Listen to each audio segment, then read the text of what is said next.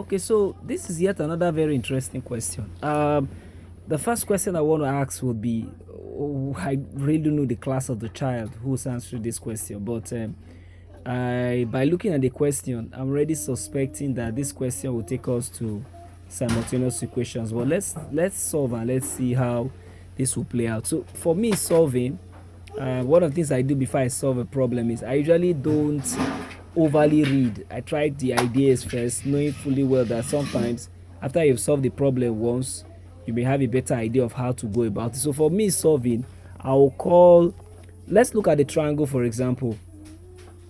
These lines you're seeing here, these markers, already suggest that this triangle PQR is an isosceles triangle. So by simple implication, I know that these base angles will be what? Equal. So I just indicate that one straight away. So I can equally say from this one, based on my knowledge of isosceles triangles, that 2a plus b plus b will be equal to 180. And what would that be the reason?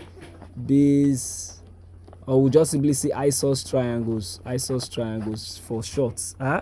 So it means that 2a plus 2b will be equal to 180. And then you discover that 2a is common to both. So I could just say easily that 2 into a plus b will be equal to what? 180. So I can say from here that a plus b will be equal to 90 degrees because 2 will divide both sides, drawing from my knowledge of what do you call it now? Algebra or factorization. Okay, so I've done that one. Now, I haven't done that. I cannot look at there are different ways to go about this. I cannot look at, remember that my objective is to find A. My objective is to find A. So from this, I can also take another, I can look at, the interesting about formal geometry is that there's no particular method to use. They are different. It depends on what you see when you're in the exam hall or when you see when you're solving the problem. So I can look at the full triangle. So maybe I should have said in triangle PQR. So now I would now say in triangle, so let me stretch that one out, in triangle PQS.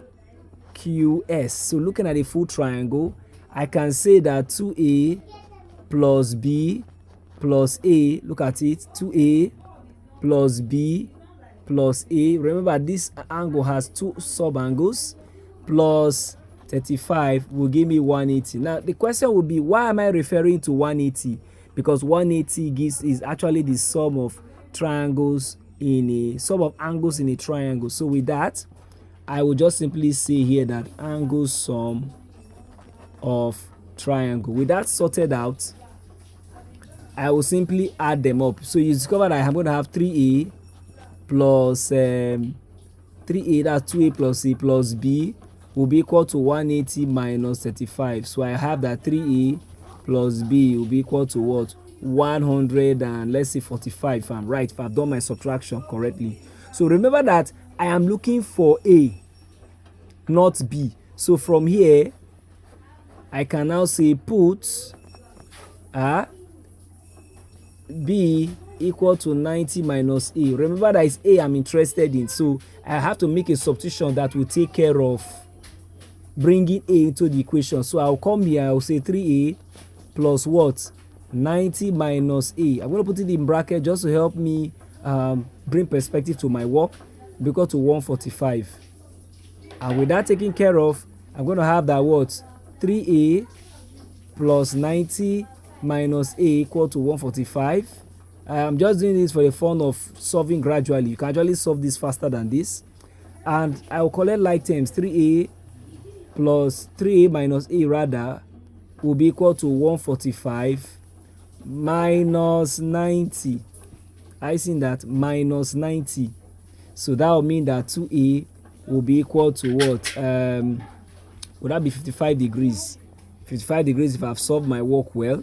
And that means that a will be equal to 55 divided by 2. And if we've done the maths correctly, that will lead us to say that my final answer will now be what?